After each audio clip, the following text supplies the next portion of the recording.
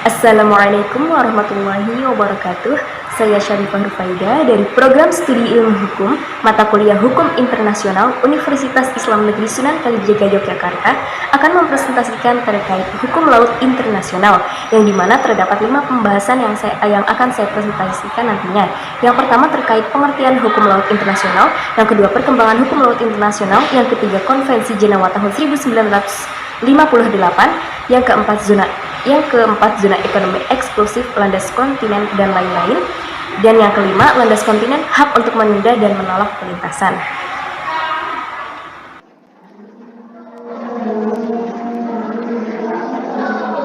Hukum laut internasional.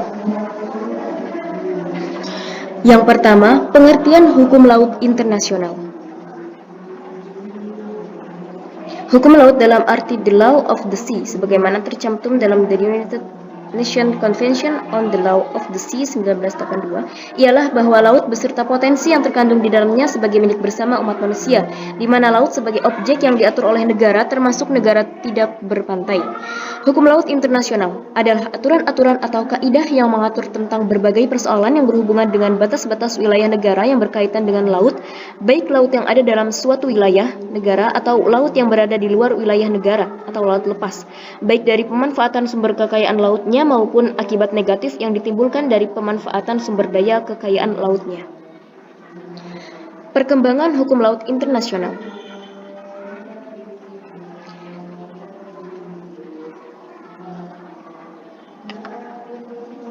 Pengaturan mengenai hukum laut sebelum tahun 1958 didasarkan atas hukum kebiasaan.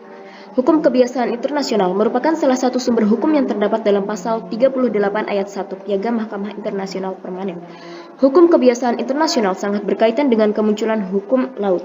Salah satunya adalah persaingan dua konsepsi, yaitu res communis yang menyatakan bahwa laut adalah milik bersama masyarakat dunia dan karena itu tidak dapat diambil atau dimiliki oleh masing-masing negara. Yang kedua ada res nullius yang menyatakan bahwa laut tidak ada yang memiliki dan karena itu dapat diambil dan dimiliki oleh masing-masing negara.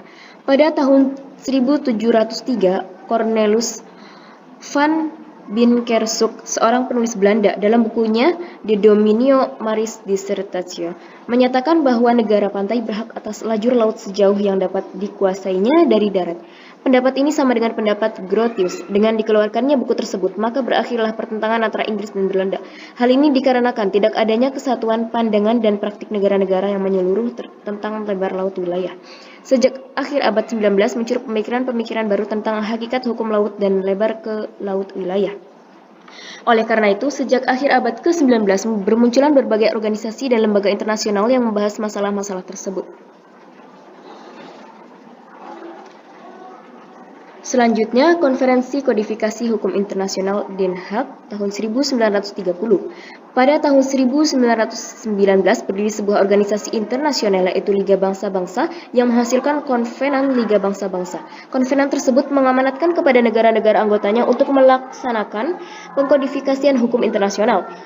Oleh karenanya, LBB memprakarsai penyelenggaraan konferensi internasional di Den Haag pada tanggal 13 Maret sampai 12 April 1930 untuk mengkodifikasikan hukum internasional. Konferensi internasional ini dihadiri oleh delegasi dari 47 negara.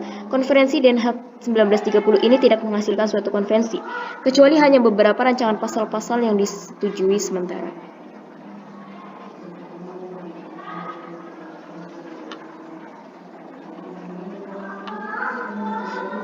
Konferensi Laut Jenewa 1958. Kegagalan konferensi kodifikasian hukum internasional di Den Haag menyisakan ketidakseragaman lebar laut teritorial dan klaim sepihak lebar laut teritorial oleh beberapa negara pantai.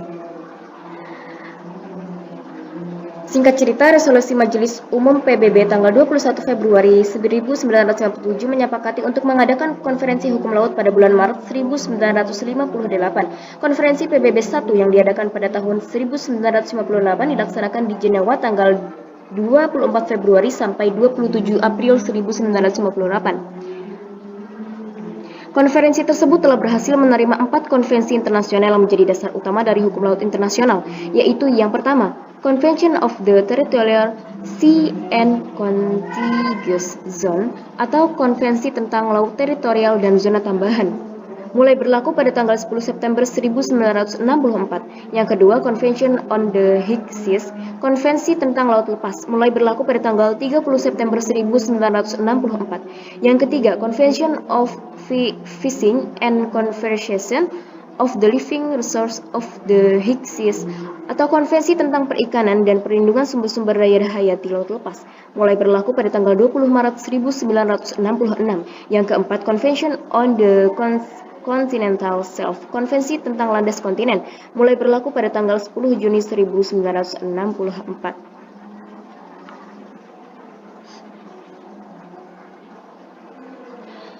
Kemudian Konferensi Hukum Laut Jenewa 1960. Konferensi ini dihadiri oleh 88 negara termasuk Indonesia, khusus membicarakan mengenai lebar laut wilayah dan zona tambahan perikanan. Namun konferensi kedua ini pun mengalami kegagalan untuk menentukan laut teritorial. Selain itu, kelemahan lainnya adalah pengaturan yang terlalu kompleks dari konvensi tentang perikanan dan konservasi sumber-sumber hayati laut lepas.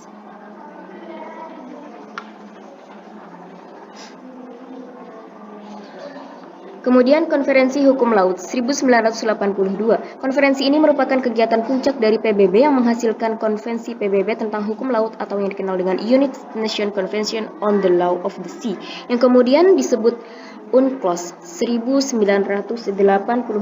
Lahirnya UNCLOS ini merupakan hasil dari upaya masyarakat internasional selama 14 tahun yang semenjak didirikannya Komite Ad Hoc bulan Desember 1997. Selain itu, disepakatinya konvensi ini merupakan kemenangan bagi negara-negara berkembang yang pada umumnya buat pertama kali betul-betul aktif berpartisipasi dalam merumuskan berbagai ketentuan yang mencerminkan kepentingan mereka di bidang hukum laut. Berbeda dengan konferensi-konferensi tahun 1958 dan 1960. Yang ketiga, Konvensi Jenewa tahun 1958. Kegagalan konferensi sebelumnya menyebabkan lahirnya Konferensi Hukum Laut II tahun 1960. Konferensi ini dihadiri oleh 88 negara termasuk Indonesia, khusus membicarakan mengenai lebar laut wilayah dan zona tambahan perikanan. Namun dalam perkembangannya, konferensi ini pun mengalami kegagalan untuk menentukan laut teritorial. Selain itu, kelemahan lainnya ialah pengaturan yang terlalu kompleks dari Konvensi tentang Perikanan dan Konservasi Sumber-sumber Hayati Laut Lepas. Konferensi ini merupakan perwujudan dari pasal 13 Piagam PBB yang mengandung ketentuan terkait kodifikasi dan perkembangan progresif hukum internasional dengan membentuk panitia hukum internasional yang terdiri dari ahli-ahli hukum terkemuka dari berbagai bangsa dan bermacam-macam sistem hukum. Konferensi Hukum Laut di Jenewa tahun 1958 menghasilkan 4 konvensi, yaitu yang pertama Konvensi tentang Laut Teritorial dan Jalur Tambahan, Konvensi tentang Laut Lepas, Konvensi tentang Landas Kontinen, dan Konvensi tentang Perikanan dan Perlindungan Sumber-sumber Hayati di Laut Lepas. Pembahasan selanjutnya terkait zona ekonomi eksklusif, landas kontinen, dan lain-lain. Zona ekonomi eksklusif. Zona ekonomi eksklusif yaitu bagian laut yang terletak di luar dan berdampingan dengan laut teritorial yang jaraknya tidak boleh melebihi 200 mil laut dari garis pangkal laut teritorial. Lebar zona ekonomi eksklusif bagi setiap negara pantai adalah 200 mil dari garis pangkal di mana laut teritorial diukur. Terdapat 15 negara yang mempunyai leading exclusive economic zone. Di zona ekonomi eksklusif, setiap negara pantai seperti Indonesia ini mempunyai hak berdaulat untuk tujuan eksplorasi, eksploitasi, konservasi, dan mengelola sumber daya alam baik hayati maupun non-hayati di perairannya, dasar laut dan tanah di bawahnya, serta untuk keperluan ekonomi di zona tersebut seperti produksi energi dari air, arus, dan angin. Landas kontinen merupakan dasar laut dan tanah di bawahnya yang berbatasan dengan daerah dasar laut di bawah laut teritorial sampai dengan batas maksimum 350 mil dari garis pangkal.